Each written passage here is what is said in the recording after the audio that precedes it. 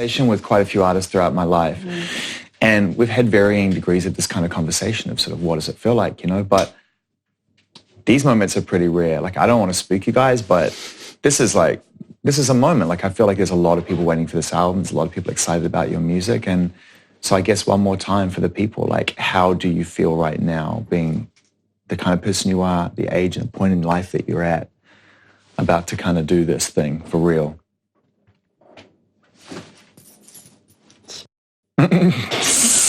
I really don't know because I'm not in this place.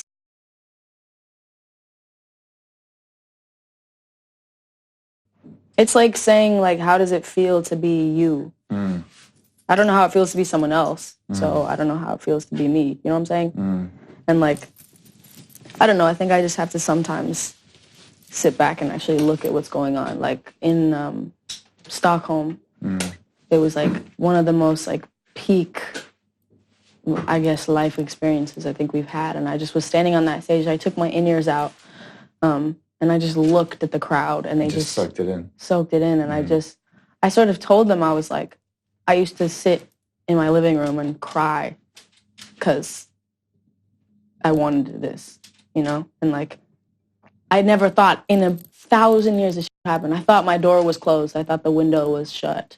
You know, I was like, oh, yeah, I'm past the point of that happening. There's a lot to unpack there. I mean, first of all, let's get back to the good part. Like, why was that show in Stockholm so amazing? What was it about that one particular night? There was so much love in that room. Like, I stood at the front of that stage, and I just looked at everyone, and they just screamed, and they didn't stop. And I didn't even say anything. I just kept looking around, and every time it became so long that they were screaming, they just kept going. That's why I asked the question. I mean, it is a really tough question to ask any artist, like, how does it feel when you're at this point where it's about to go gangbusters, but, you know, it's going gang. Like, this is all I keep hearing about at these shows where it's like that every single night. It feels like every show of this tour, and we've only done 6 shows so far of this European tour, and every show feels like the final show. Like, Billie's sort of speech and thank yous at the end of the show, like everybody chokes up, and the crowd is like, you look out and everybody's eyes are shiny. We've really been choking up at, like, every show. They all feel like, this is it. This is the, you know what I mean? Like, they feel like a farewell tour. And in a weird way, it kind of is, because although it's like the birth of the album, it's the end of Innocence. Is that what it's the end of Innocence? Well, it's the end of the, and it's the end of the first sort of batch of music that we put out. Even if it stays in the set, it's sort of the end of, like, this. The era. Like, we've played every song that we have out every night right now, because we only have 16 songs out. And so as soon as the album launches and it's crafting a set out of that, I think it'll be very different. But it does have this kind of feeling of, like, and the tours went on sale long enough ago that I think everyone at these shows is sort of lifers. They're, like, long-term supporters. Well, it's probably the end of something special for them too, because as a fan, when you discover something that's really precious to you, it's hard to share it. It's hard to share it with the world. Yes. There's something else I wanted to ask you about that you mentioned, which was you felt like the door was closed, or that the window was closed for you. That will come as a surprise to a lot of people, because I think they feel like ever since you put out Ocean Eyes and you guys put that out together, and it's been just going one way. At what point did you feel like you weren't going to get a chance to follow your dreams? It was before that. I remember, it sounds really dumb, but I was 12, I think, and I was sitting in the, like, nosebleed seats in Matilda the musical in New York on Broadway. And I was miserable. I was like, I don't give a about musicals. Why the am I here? I was like, my mom wouldn't even, no, literally, I wasn't even with my family because they were off, I don't even know what, and I was with, you know, like, my godmother, who's like basically my grandma, because all my grandmas are dead. And we were sitting in the back, and I just was, like, silent, miserable, completely just not there. And I remember just falling in love with what I was watching, like Matilda the musical, when I was completely against the idea of it, and I just loved it. And I remember, like, at the end when everyone was bowing, and then little Matilda got up, and everyone stood up in the crowd and everyone was cheering. I remember like a tear rolling down my cheek because I just was like, all I've ever wanted is like to be on a stage and have people like cheering for me and what I did. Where does that come from, that sort of desire for acceptance, you know? Like the applause and the love that comes from people who are kind of strangers in a weird way. You know what's the constant for me, and I think this is really interesting, is throughout my life I've talked to so many artists who've said, you know, it's so weird because it doesn't actually fit my personality type. Like if I looked at me on a piece of paper, this job is not for me. Right. You know, and yet I do it every night, and I get something from it every night. When did you realize that was something that you were attracted to, that idea of applause, you know? I don't know. I always liked it. You know, I always loved being on a stage and being... Was she a show-off kid? Looked at. You know, it's so funny. She was, but she always had a beautiful voice, but she was like circumstantially shy. We'd be at a party and someone would be like, Billie, will you sing? And she'd put a pillow in front of her face and sing like behind the pillow. I never wanted to sing for anyone. I never was like the kid who's like has to prove to everyone they can sing, because I never thought of myself as a singer. I remember someone being like, oh yeah, Billie's a singer, and I just was like, oh. Because I remember growing up with kids that were like, I'm a singer, and they were like fucking... Right, yeah, because it's quite a stage school thing to say. Yeah. And Nothing wrong with stage schools, but it's kind of like, I am a singer. Calling yourself a model feels like gauche unless that's like your full-time job. Yeah. You know what I mean? It's like other people decide those things about you. Other people decide if you're a singer. I just never thought that was who I was. I didn't ever think I did that. I just liked, you know, I just did it without realizing. And so, you know, people were like, when we would be at like what would we call it, a grown-up party with our parents, and then they'd be like, Billie, sing a song for us. And I did not want to, but I did, though, low-key. And so I remember stuffing my face into a pillow, like you just said, and singing, like, Happiness is a Warm Gun or some shit. I don't remember. It's weird. You know what I think is really interesting, I think, about a lot of performers, too, is that I think a lot of them, and this is why I think it's interesting about you, a lot of them, myself included, are much more comfortable on a stage performing than in an audience of any kind. I think that's like why a lot of people start DJing. They're like, I can do this. I can like choose what music gets played, and I can. Do you know why I started DJing? Why? Because I hate parties. Yeah, yeah. So put me behind something where no one can talk to me. Yeah. I'm sorry, I can't hear you. I'm working. They can't even see your legs. Everyone's like, wow, man, you must be like the party guy. I'm like, no, I'm not the party guy. No. But I like to control. You're working. You're like working at a party. I just love music, right? And I have to be social in my job, and so give me something to do. Right. Yep.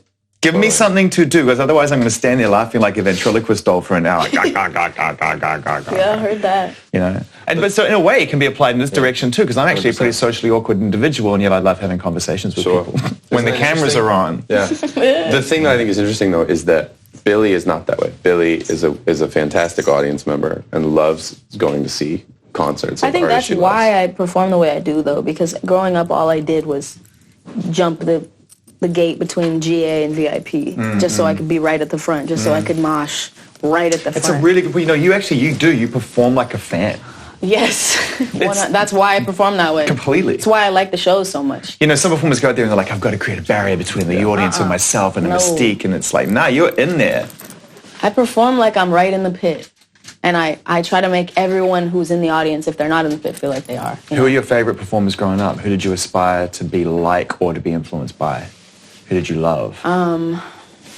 Performers? Who did you jump the fence to go and see? Young Thug. Yeah. Lil Wayne. Yeah.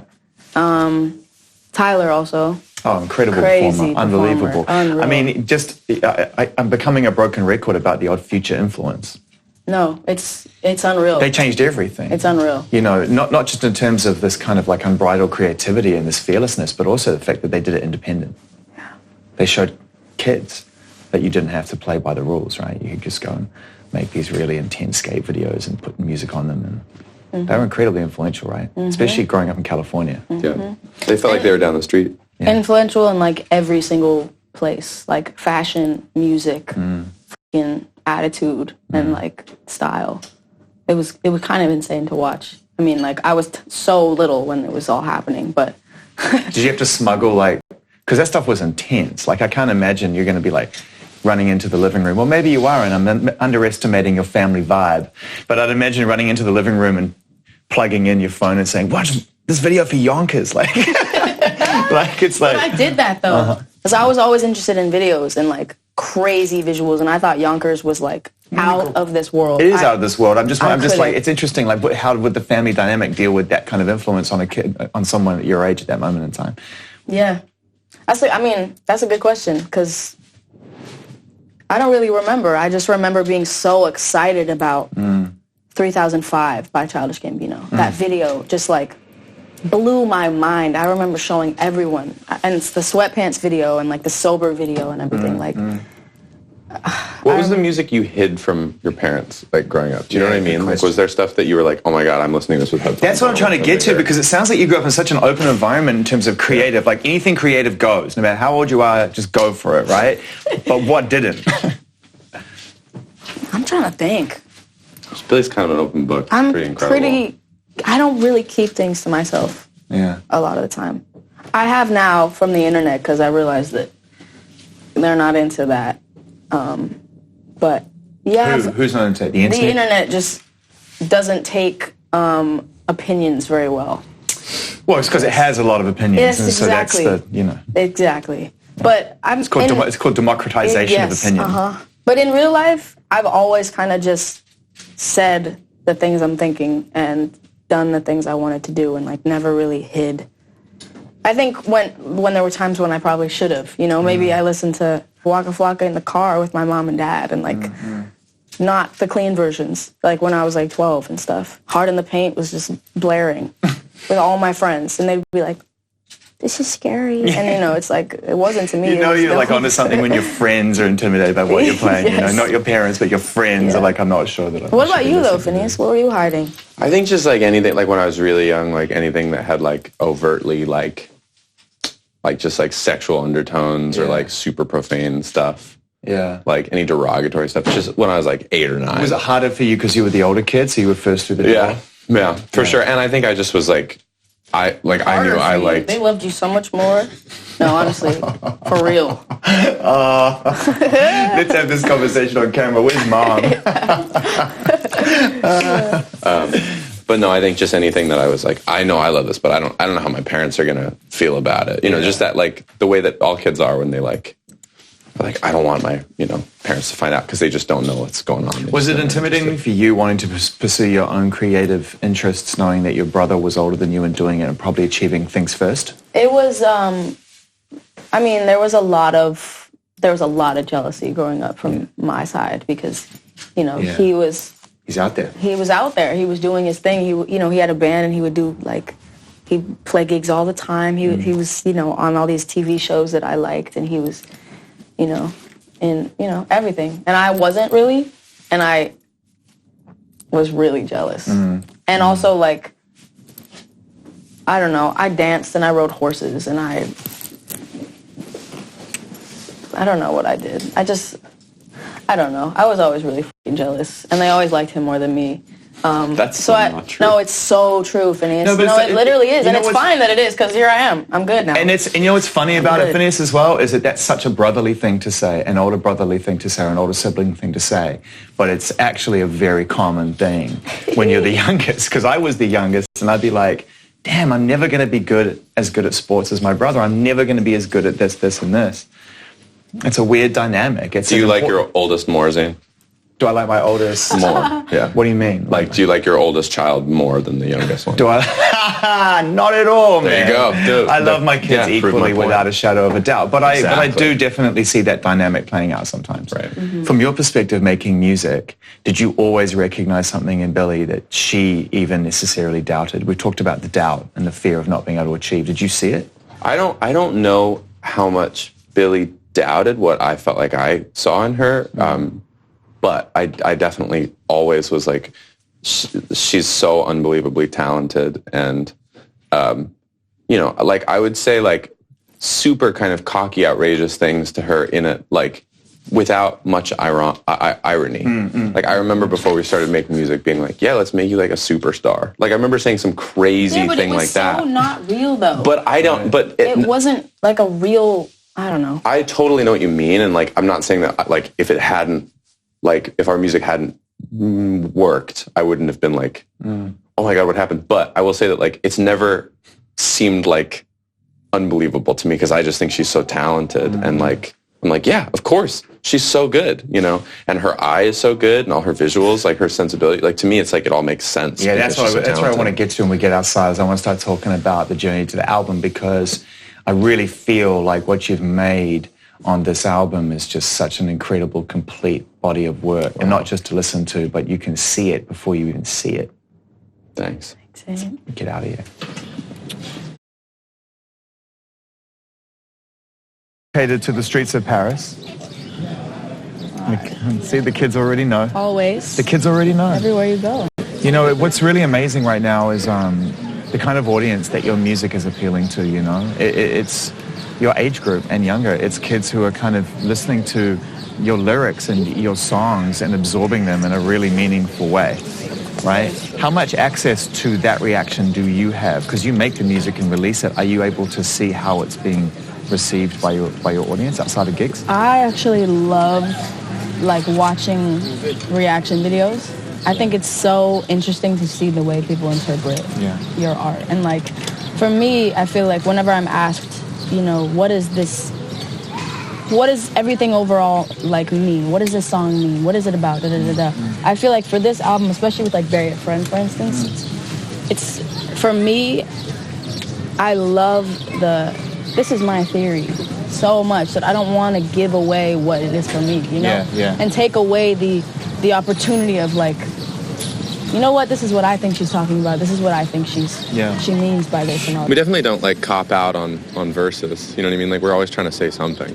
So I think it's great that people are trying to interpret them. And yeah, I mean, I agree. I think the best example of that is like anytime a kid shows up at a show and they have a tattoo of a lyric in one of our songs, like I'm like, that's great. And they're like, yeah. And they give us like the explanation of what it means to them. Yeah, that's what maybe, I mean. Maybe it has nothing to do with what we thought it was when we wrote it, but it's like, I'm like, that belongs to you now. You have a tattoo of that lyric. You know? Yeah. Which lyrics do you think have resonated the most thus far? Which lines do you see popping up or people referring to a lot in the songs you've already released? I think a big one has been, if I love you as a promise, would you break it if you're honest? Why do you think that is resonating to that degree? There must be one you're super proud of. That one was just, I feel like, I mean, it just is what it is. Like, you just listen to it and I think you can understand it no matter what your situation is or what your life is at all. You know what I'm saying? Does it surprise you when you write words like that, when they come out of you? Sometimes it does, and especially when he does, you know, because, again, like, you know, Finneas started writing music before I did, because he's 4 years older than me. He started when he was like 12 or something. And he was so good immediately at 12. Like I have his notebook that he wrote those first songs in. Like I read the lyrics sometimes and it's just like shocking to me that he was writing from this place of like having been alive for 400 years. Yeah. And it's like, it just was so unreal to me. And then sometimes it's true, I feel like I write stuff that I'm like,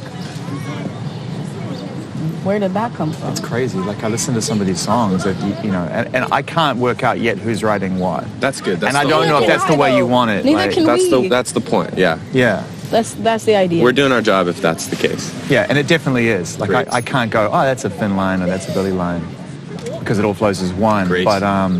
But you know, the effort I just think you guys put into making sure the narrative of these songs is seen through, like the detail of these lines, like changing the words, not to nerd out too hard, but changing keywords on choruses rather than just repeat them over and over again, flipping them, changing the meaning of them. So I just feel like you go on this journey in your songs, you know, and then you come to the end of it and you feel complete, either completely sad or completely angry or completely validated, but you feel complete something. Yeah. That's awesome to hear. I mean, no lyric is too small to be concerned about. I remember there's a song on the new album called Zanny, and I remember that song had been written. We were in Europe in February, right now a year ago. Right. And the song had been written like 2 months earlier, like we wrote it in December. But we just hadn't gotten like one rhyme on the There was one bridge line right. we could not do it. We literally sat for hours. And we got it, I think we got it right in Oslo on like a Europe tour last year, but it was like the fact that we even... What was the line completed the song, remember? The bridge was, please don't try What we already had was, please don't try to kiss me on the sidewalk. Down in Silver Lake. That was the line. Yeah. And then we changed it to, please don't try to kiss me on the sidewalk on your cigarette break. For me, like, there was I kept wanting to be like, I want to write about, I want to say, you know, how can we say that this person has cigarette breath? Do we say, with your cigarette breath? Like, it's not, it doesn't sound right. And we kept having all these different ones that was like, your cigarette breath, you're coughing on me or some weird shit. Could not do it.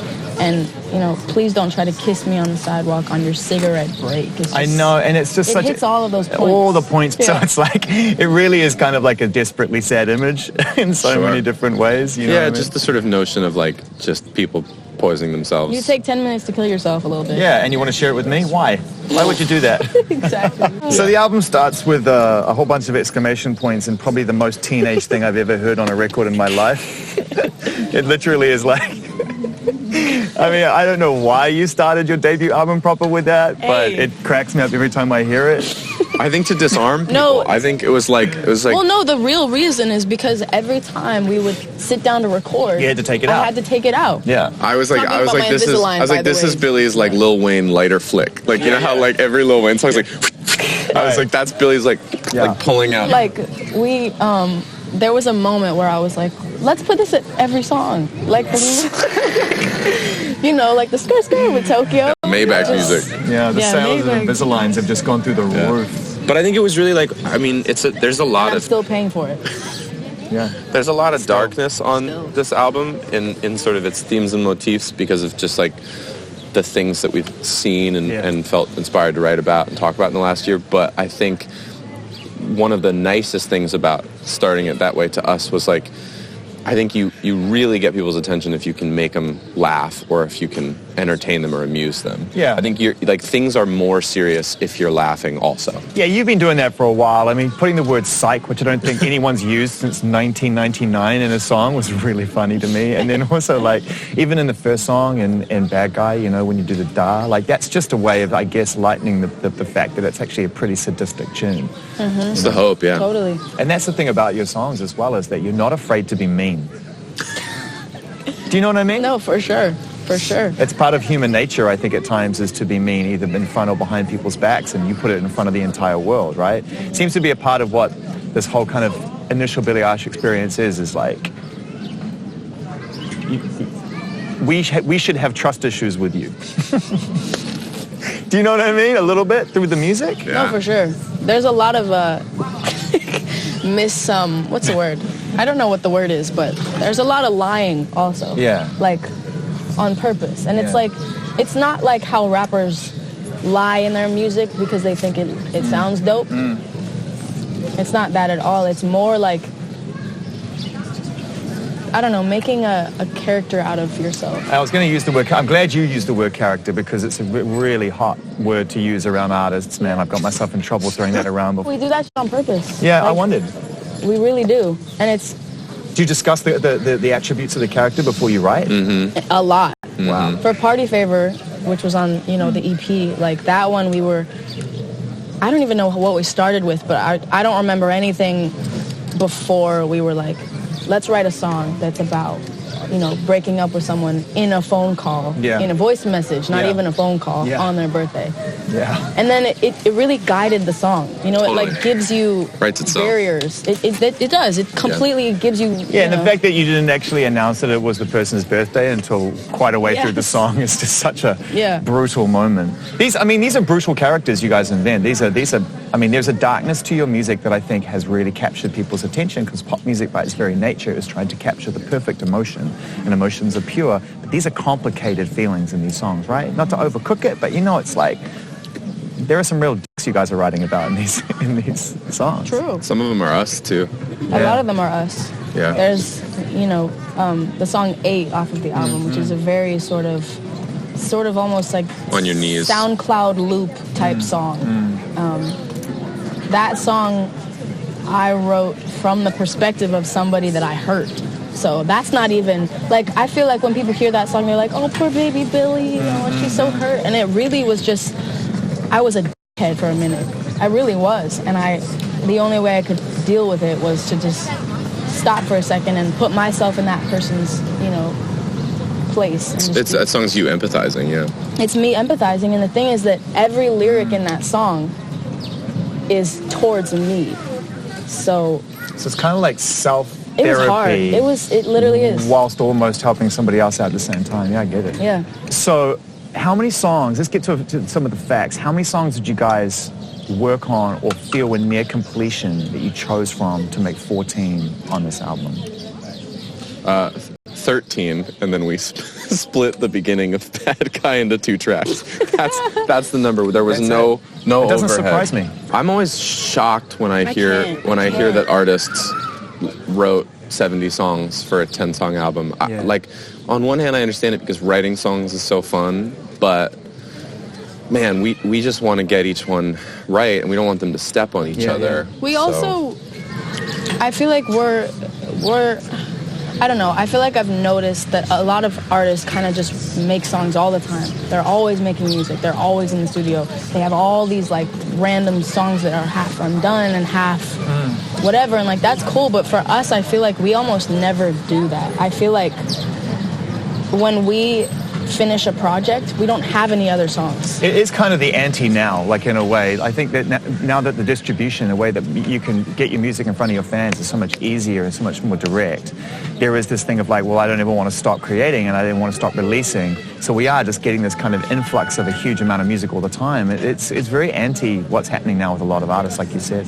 focusing on like one song and getting it absolutely right. But is it hard? But can you let go of a song if it's not working? I mean, how long will you stick it out for? You said you had, what song was it? Was it Zanny? That took months and months.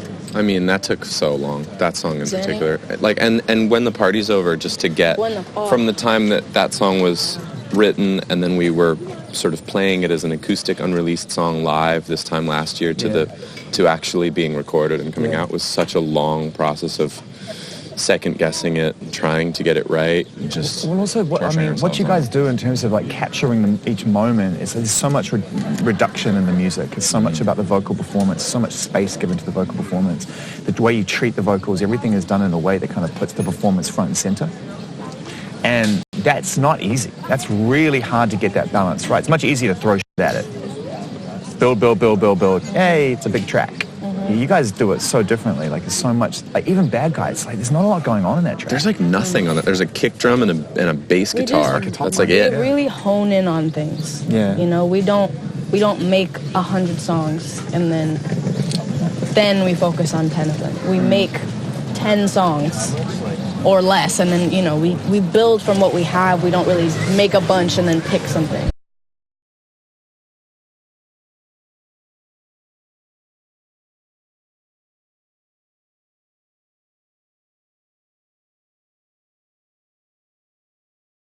I want to talk about one song that really is like a brilliantly composed, kind of modern, unrequited love song. It's like, I'm not getting the attention that I need from you, and I really wish I was. And on top of that, I really wish you were gay, which is the name of the song. And just tell us the story about that song, because, you know, it's super charming, man. It really is. Like, thank you. I mean, when someone doesn't want you back, you think about why. Yeah. You start thinking, oh my God, it's because I do this. It's because I have this. I look like this. I say this. I said this. I did that. Da, da, da, da. It's all about you. It's all about you. You don't even think about whether you like them. You know what I'm saying? Yeah. I feel like we're all so focused on when people don't want us back. And especially if you're in love with someone who's not in love with you, your mind. Can you truly be in love with someone if they're not in love with you back? I just think love is, it goes both ways. I agree with you. I think we throw love around like it's like, you know, right. but unless you experience it back, that's true love. But finding someone attractive and charismatic and exciting to you, for sure, right? I think you can get nothing back. You can be in love with someone who is not in love with you, but you can't be in love with them. Yeah, that's interesting. You know, because I was in love with that man, Justin Bieber. I will tell you that. And that was not fake at all. I'm telling you, bro, that shit, we're not getting into that. I've done it before. I'm not doing that shit again. But the thing is, with Wish You Were Gay, it's like, it's a selfish song. It's a goofy, selfish joke, you know? It's like, I wish, for my own sake, that you didn't like me because you don't like girls. Not because it's anything to do with me. Don't worry, it's not personal at all. It's because I don't like any girls at all in the whole world. Yeah. You know? And if I did, maybe we'd have a chance. But as it turns out, I'm just not built that way. Exactly. Exactly.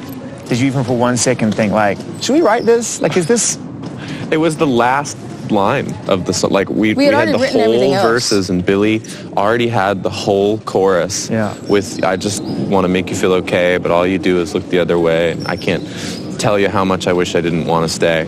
And we were just like, what is it? And we had everything else, and we were like, I just kind of wish you were gay. Like, I wish it could just all end. Yeah. I wish it could be like, I'm gay. Over. I'm gay. Go away. This is not. I'm not in this anymore. For your sake, you don't have to go through like explaining like what it is about me that you don't like, and I don't have to, you know, take it personally at all. And we can be so supportive of each other, and we can be friends. You know what I mean? Like, I feel like, you know, but yeah, I think it definitely like.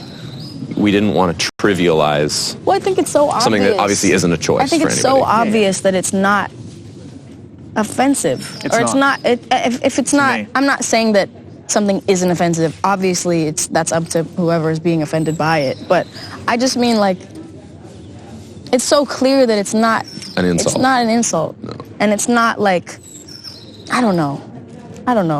And I also feel like it's also, you can relate to it no matter what. I feel like, you know, I grew up with this girl that was like a best friend of mine, and she liked girls, and she would, when we made this song, she loved it because, you know, she was in love with the girl who didn't like girls. And it's the same kind of thing. I wish you were gay. Or I wish you were straight. Or I wish you were, yeah, exactly. Exactly. First question I asked you, right, which was probably the most cliche, hopefully the most cliche question of the day, was how does it feel? This is the thing.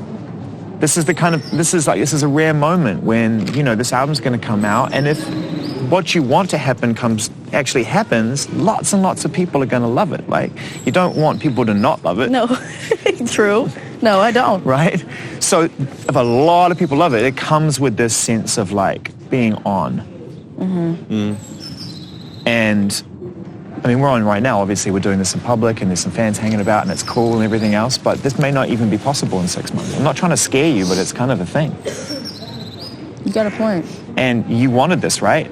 You used to cry when you were young and like, I want this so bad. Like, was it this? No. Wasn't this? No. I don't know what it was.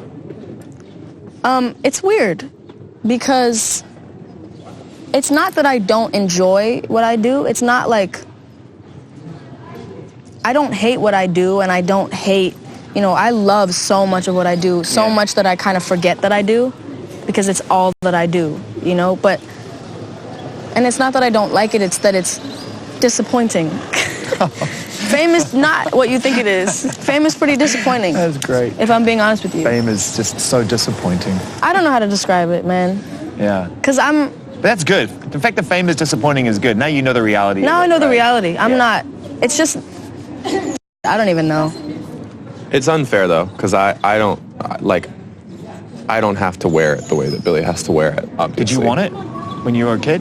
I think in the way that you sort of personify fame as success. Right. And then I think as you get older, you realize that sometimes they go together and sometimes they don't. And for me, there are so many metrics of like achievement that don't include it. But I just mean that, like, you know, we've made this album together in tandem, spending like days in a bedroom together.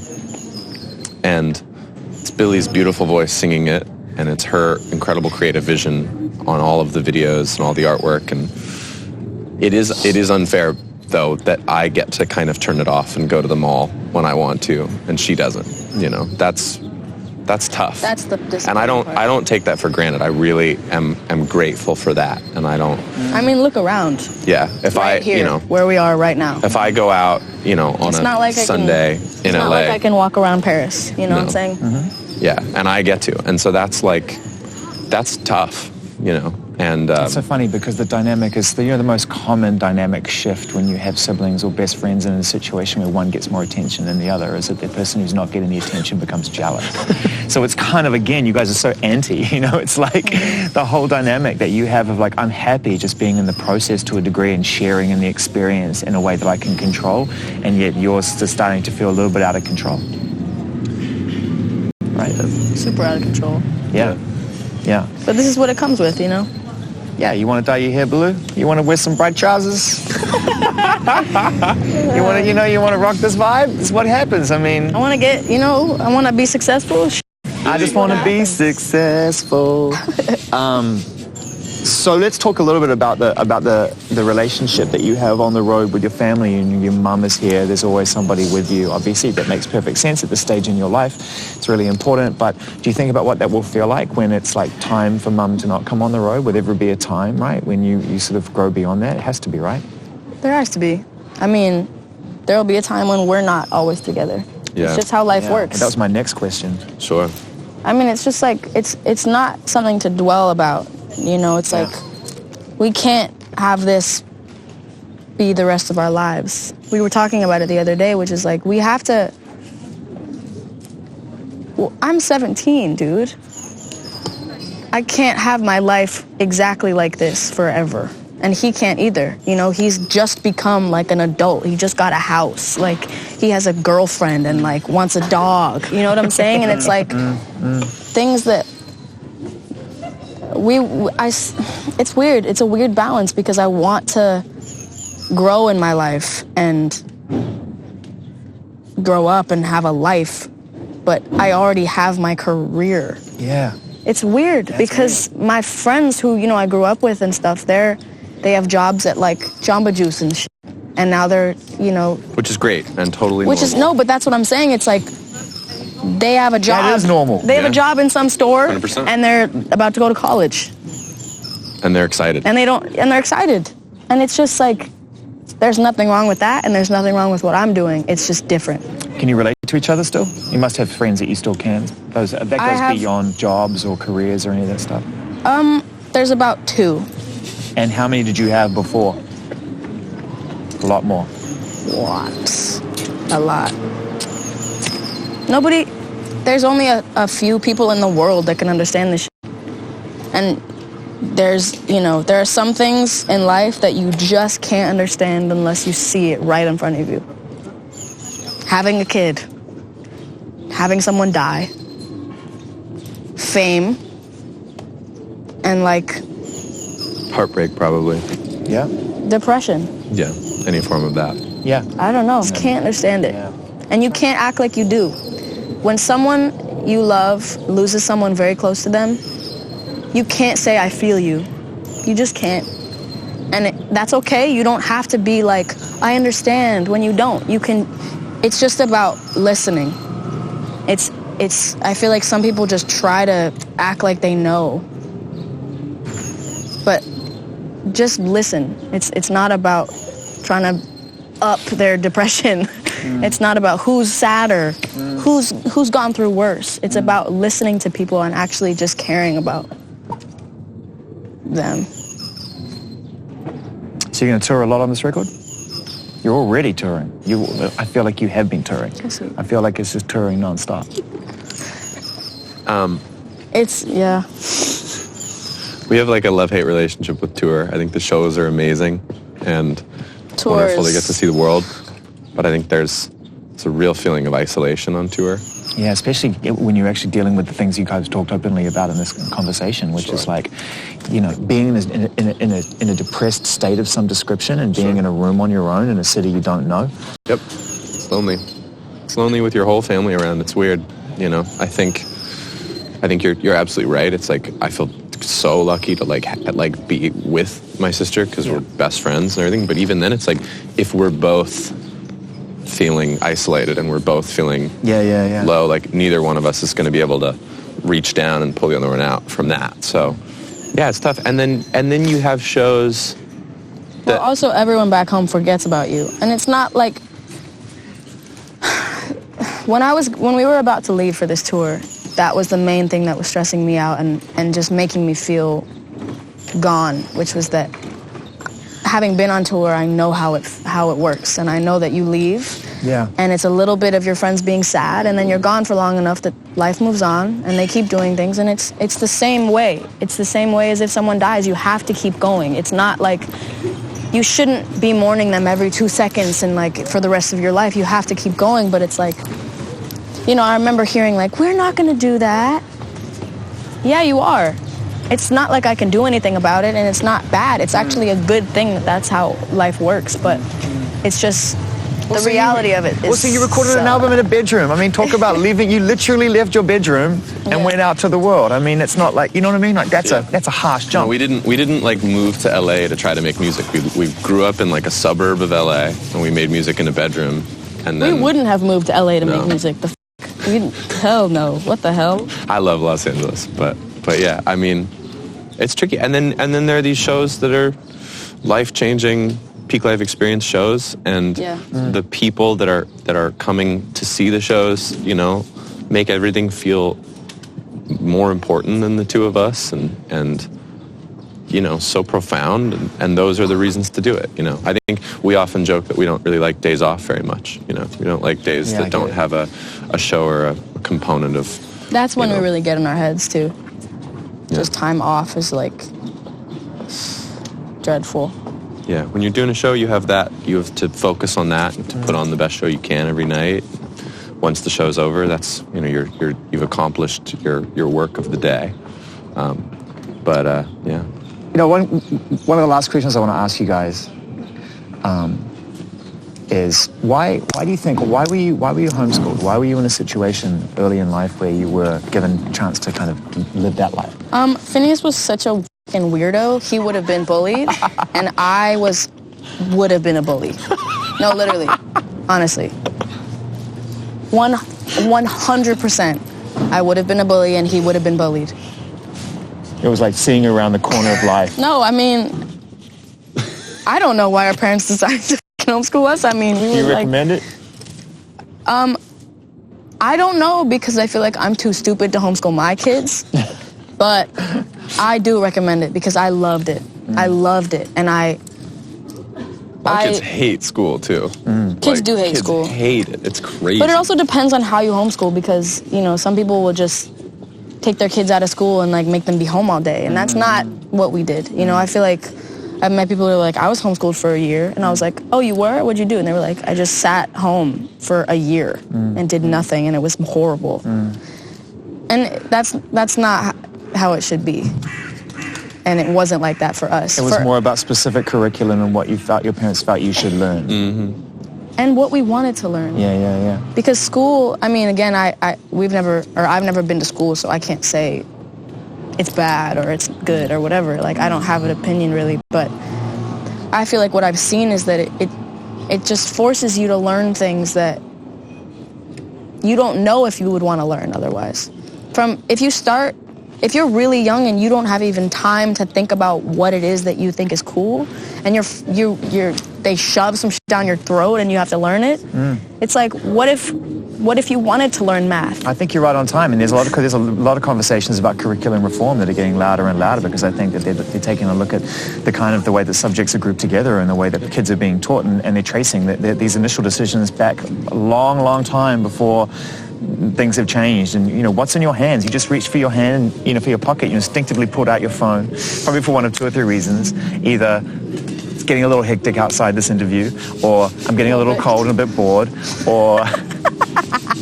I get it, man, I get it. So, but that's the reason I raise it, apart from the fact that we're almost done, is because that's the instinctive thing. That's like the protected... Trash, isn't it? Is it, or is it just part of the evolution of what we're capable of and how we consume? I honestly don't know. It's both, like, really. Maybe it's both. I mean, it's got a lot of trash on it. We're like communicating more than we've ever communicated ever. Communicating more, and we're worse at communicating, I think, because we're we're supplying less empathy. We're being more like braggadocious about our achievements, and there's no social etiquette on Instagram of not like bragging about everything that you've achieved. Even if your whole day was terrible, but you went to a restaurant and paid a lot of money for dinner, you're going to post about the dinner. You know what I mean? There's such a weird sort of like facade of kind of. Yeah, we've become more consumed with the vicarious nature of our existence than almost the nature in itself, which to some degree, bringing it full circle, you know, kind of shields us from acknowledging these depressive feelings or these states that are very human. It's really true. Right? And we're not actually going into it. Really and you're supposed to go into it a little bit, I think. Yeah, it's really true. I think that's like, you know, I think if there's anything that I'm proud of to have done on a broader scale with the music that Billie and I have made, it's to not shy away from like songs about self-loathing and insecurities and frustration, and that anyone would empathize with those, to me is like, yeah, because we feel that way for sure. You know, I think that's when you've like achieved something in music, is when you've supplied empathy for people. What's the thing you're most proud of so far with the music you've made or what you've achieved? Probably the fan base. I think it's just an army of real people and open-minded people. And I'm not even saying I feel like if I said I'm proud of it, it almost sounds like I am the only reason it exists. It's not true. It's them, you know?